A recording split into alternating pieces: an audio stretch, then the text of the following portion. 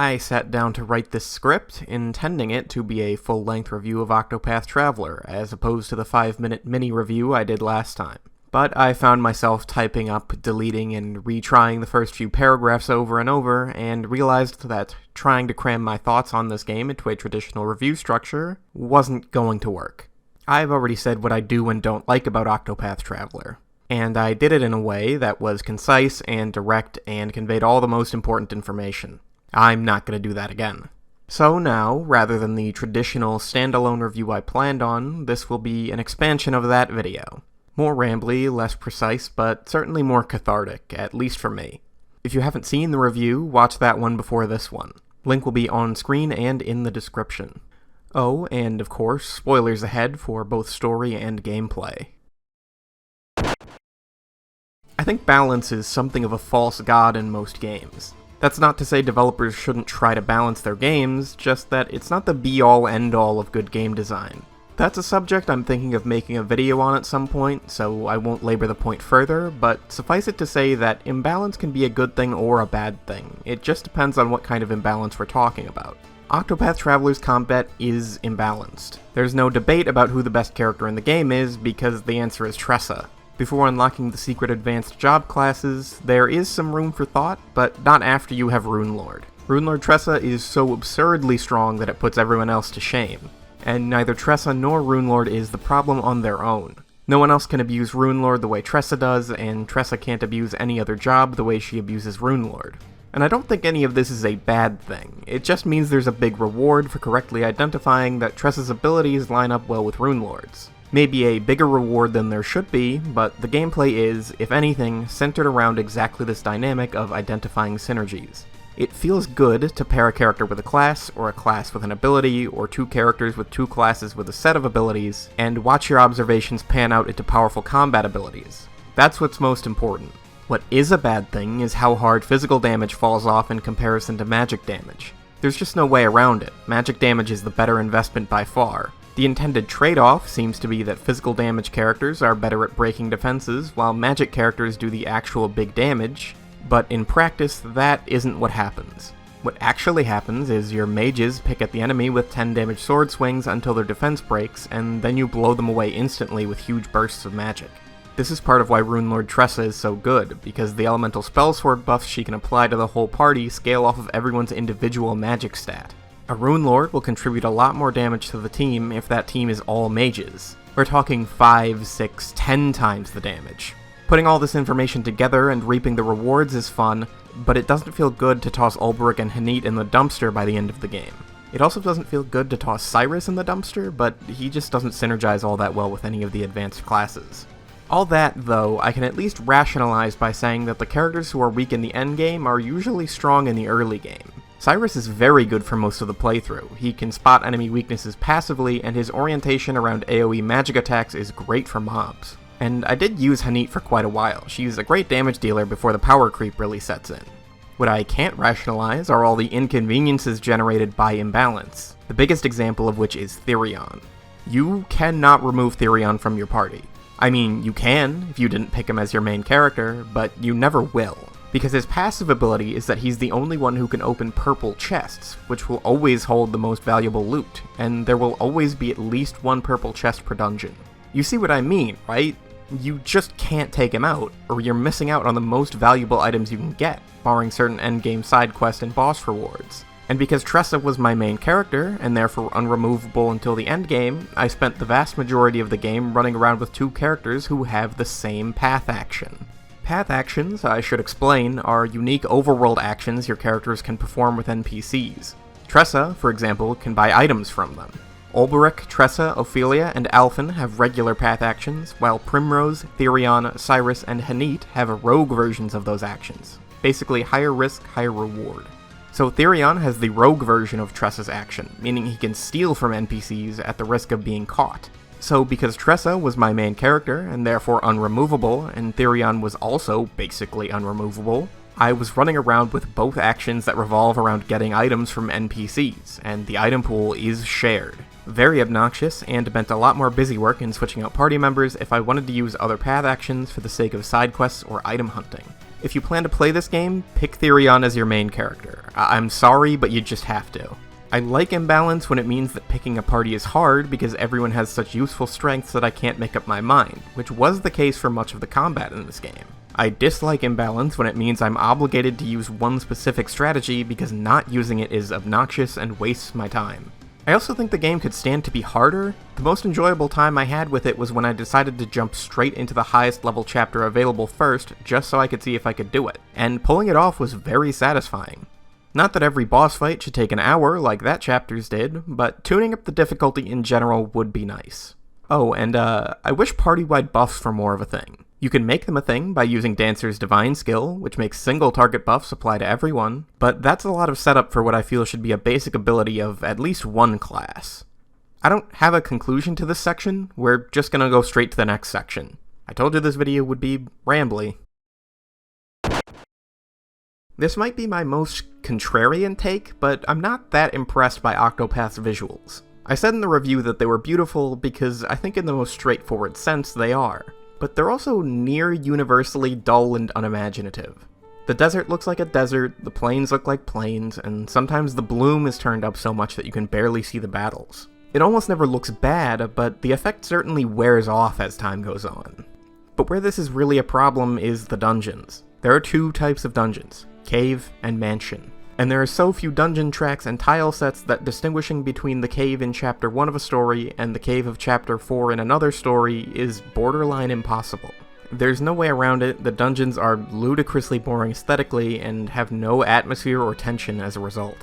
The audio design compensates somewhat for the game's dull aesthetics, in that the hype moments are appropriately built up with music, and each character having their own little intro theme that leads into the same boss theme is really great. All of the character themes themselves are great too. This game makes the case for me that character themes seriously need to make a comeback in RPGs, and games in general. And the music is generally good. It's not as if those dungeon tracks are bad. Dull, but not bad. It just feels like a budgetary problem. It's not like fully orchestrated soundtracks are cheap, and as a result, a lot of towns share the same music and the effect of that music gets very diminished. But what I really take issue with, more than anything, is the way cutscenes are presented. This is where, more than anywhere else, I feel like Octopath Traveler is misremembering what SNES JRPGs were like. Yes, more often than not, cutscenes in those older games amounted to stiff sprites with stiff animations talking at each other. But there were times, especially in the later years of the Super Nintendo, that these games really pushed what could be done with a JRPG cutscene. Let's not forget that Final Fantasy VI had a full-on opera scene. It might look dated, it might look clunky, but Square was really pushing what could be done within the limitations of the system. They sold those cutscenes as best they could. Whereas in Octopath, all you get is stiff sprites with stiff animations talking at each other. Where's the enthusiasm? Where's the energy? It's there in the music, which is trying its heart out. Where are the visuals? In a world where you can choose between Nier and Octopath for the same price, in terms of storytelling, the only reason I can see to choose Octopath is nostalgia, and it's not even serving that very well. Final Fantasy VI has a cutscene of a character attempting suicide by jumping from a cliff, and it works. Don't tell me Octopath couldn't have more dynamic choreography because of technical limitations. At which point, the real culprit must be budget and time constraints, in which case, the story should have been scaled back to meet those constraints. The 8 main quests in this game are decent at best and painful at worst. Primrose's story is clearly the best. It has the most bite, the most edge, it's the one where the stakes feel the most real. That's not to say that edgier necessarily means better, but Primrose gives us the most glimpses into the darker aspects of this game's world, whereas normally it's all sunshine and rainbows in a really dull way. The worst is probably Ophelia's. She's just a really dull character in the mandatory scenes. And those scenes drag on for a ridiculously long time. But what every story has in common is being way too formulaic for its own good. Every single chapter in every story, with only one exception, follows the same structure. You arrive in a new town, find out there's some bad thing going on that needs to be stopped, use the relevant character's path action for some arbitrary thing, go into a dungeon, fight a boss, and then move on. It's not a bad formula, it's just that a full 70-hour game of nothing but this is extremely tiring. It might not have been so bad had the writing actually been up to par, but as mentioned, the writing is passable at the best of times. And it really needs to be said again that the 8-story structure was poorly implemented. They could have gone the hard way and put in the work necessary to make these stories tie together and make sense and change dynamically based on your choices. Or they could have gone the simple way, done it like SMT, and had a very minimal story that doesn't get in the way of gameplay. Instead, they chose the nonsense way, where they forced a traditional JRPG story into a structure that's extremely non-traditional. Not even Trials of Mana goes this far in making player choice its core. That game at least requires you to pick 3 of its party members rather than only 1. I would ask why the upright, by-the-book defender of the downtrodden Ulbrich is perfectly fine with Therion the Thief robbing random citizens while they travel together, but I guess I already know the answer to that. Another way I think this game feels like it misremembers old JRPGs is in the cast itself. I'm going to mirror something another YouTuber once said and say that a big appeal of the older Final Fantasies was seeing a diverse cast of weirdos come together on a shared journey. And while these characters are mostly diverse personality-wise, there's a uniform blandness to them that isn't helped by them all being pale, pretty, proper people. Most importantly, I mean the cast could use some racial diversity. It could use a character with some kind of disability or something, not just because I think representation is good, but also because I think it helps ground the cast and make them feel more real. You give more players more chances to connect with at least one of these characters the more diverse you make them. But also, didn't Final Fantasy used to have, like, rat people and, like, a dog in the party and all sorts of weird fantasy races? I'm not even making some weird leftist demand for more representation in games. I'm saying the game's Octopath Traveler is deliberately invoking for nostalgia we're not this averse to diversity. In terms of gameplay structure, story structure, and cast design, Octopath Traveler is shockingly unwilling to make exceptions to the status quo. That one story exception I mentioned earlier is Ulbrich's Chapter 2, where rather than a dungeon crawl, Ulbrich goes through a series of arena battles. It's not much, and by any other game standards, a tournament section is pretty normal. But good lord, it was a breath of fresh air in this game, and it really needed more of those. I think the side quests are meant to be that breath of fresh air, but in reality they're just as poorly written, formulaic, and boring as anything else. The only saving grace is that your party members don't talk, which I know sounds backhanded, but I'm being serious. Less dialogue is for the better. Go to a place and talk to a guy, bring a thing to a guy, bring a guy to a thing, fight a boss in a cave, it's all very standard. And I had absolutely no interest in wasting my time with it until the endgame, and that's for 2 reasons. For one, all the most powerful items in the game are locked behind side quests that become available after completing various Chapter 4s. If you want to beat the strongest optional bosses, you'll want those items. More importantly, the secret endgame epilogue which ties the various stories together is locked behind some of the more obscure side quests. Now, on some level, I like this method of gating off the super duper final boss. It makes it feel appropriately secretive for a boss and location that is, in universe, shrouded in a lot of mystery.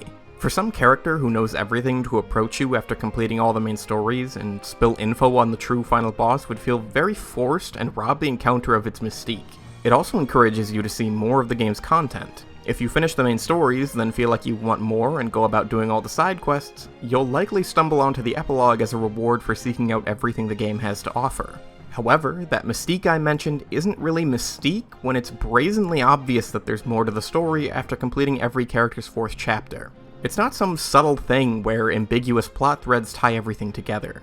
Every story will either mention the same guy, Graham Crossford, or the Gate of Finis, where the final battle takes place. As soon as I heard the name Graham Crossford a second time, I knew for a fact that there had to be more. The most subtle is Hanit's Chapter 4, where the boss is a very strange monster that Hanit remarks on as otherworldly, because that implies the creature comes from a place you can't visit within the main story. But at the end of the day, most players will finish the 8 stories and then immediately Google how to get the real final boss because it's very obvious. And then they'll get irritated because the particular side quests required to unlock it are boring and spread out really far across the world and seem like completely unconnected nonsense. Again, theoretically interesting that things which seem disconnected ultimately come together, but made frustrating by how obvious it is that there's an epilogue combined with how obscure the means of actually unlocking it are. I've been complaining a lot so far, and a lot of these complaints had already formed in my mind by the time I unlocked the epilogue. But then a funny thing happened. The final area appeared on my map, and I traveled there. The game got quiet. I was in the ruins of Hornburg, a location that had been talked about since the start of the game. There were no enemy encounters. I just walked, from the start of the area up to the much alluded to Gate of Finis. A short cutscene played, with none of my characters talking, and then I stepped inside. And a new track started to play. It didn't sound like any of the other tracks in the entire game. I approached one of these blue flames, and a boss fight started, the first of a full rush of 8 bosses. For sure the longest stretch of difficult encounters the game had ever presented, and it was presented without exposition. After beating my first fight, a journal was on the ground, and I had the option of reading it. It was from Graham Crossford. Without any cutscenes or dialogue, I was told part of a story that I could quietly read and interpret for myself without interjection. I went on to fight the rest of the bosses and pieced together the entire story of Graham Crossford and the various other characters who had come into contact with the forces present here. I came to understand how the gate, and the god sealed in it, had led to the events of each character's story. I even pieced together, without being directly told, that the creature Hanit had fought in Chapter 4 was a mutated Graham Crossford. And it was all just good. It was atmospheric, it was understated, and it let the story unfold naturally. It accounted for my agency in an organic way, letting me choose what order I wanted to do things in and how much of the story I wanted to engage with. In miniature, this is exactly what Octopath Traveler should have been from the very beginning. And then the final boss door opened up. I stepped in, and a brief cutscene built all the tension it needed to. My characters didn't say anything. Probably because at this point, having the characters interact in a cutscene would be out of place, but they didn't need to say anything. They just stood together, like an RPG party should, and the fight started.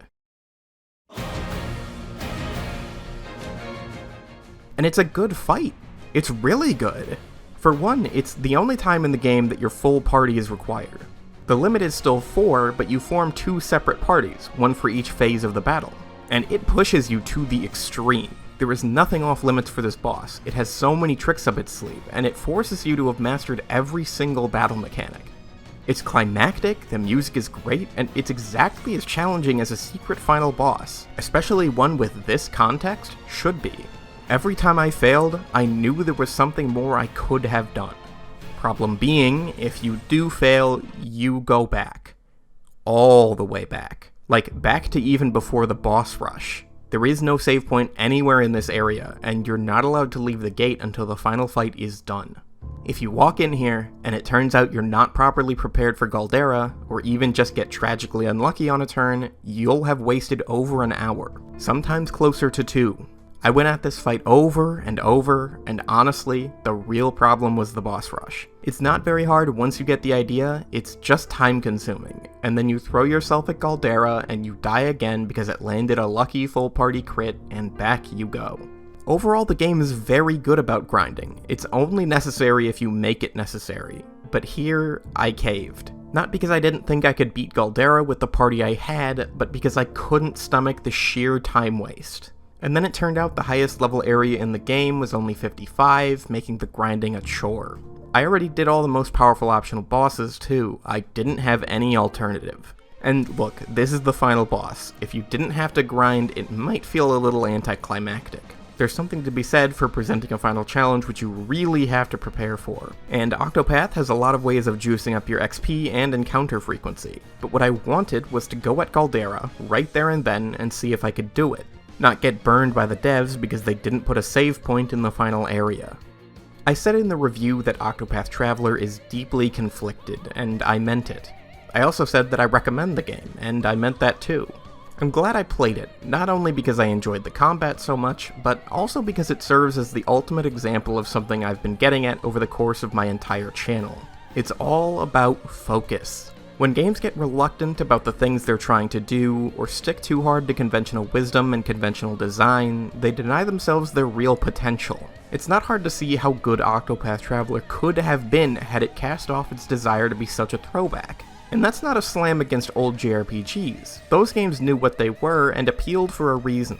It's a slam against Octopath Traveler for walking and talking like an older JRPG when it clearly doesn't want to be anything like that. Well, except maybe Saga Frontier, but I haven't played that yet. Shut up. But as I always say, blame the publisher. Square probably showed up at Acquire's doorstep and told them that making an RPG where none of the characters talk wouldn't sell. I played the demo for Triangle Strategy, and god, the writing is still bad. Very, very bad. I don't know, I don't really have a proper conclusion. Except that you should play Octopath Traveler. If you like turn-based combat and can get it for less than the $60 it still for some reason runs for. Also, you might want to just skip the cutscenes, straight up. Consider skipping them.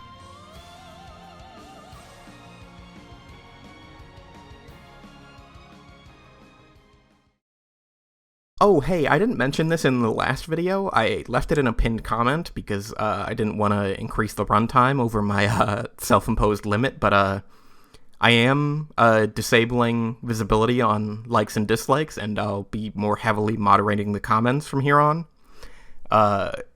You know, if you've been here, you know why. you know why I'm doing that.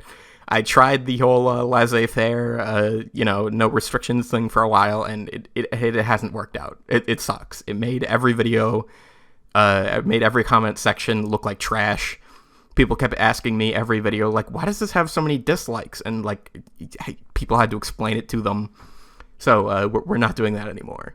So if you leave some shitty comment on this video, you're getting banned. You're just getting perma-banned. Like, I'm not dealing with that shit anymore. Follow me on Twitter if you want to hear more shitposty bad opinions on video games. I post about whatever I'm playing, usually stuff I'm not going to make videos on. And yeah, the Octopath Traveler saga is over. We did it. We got it all done. I stand by everything I've said. Get fucked.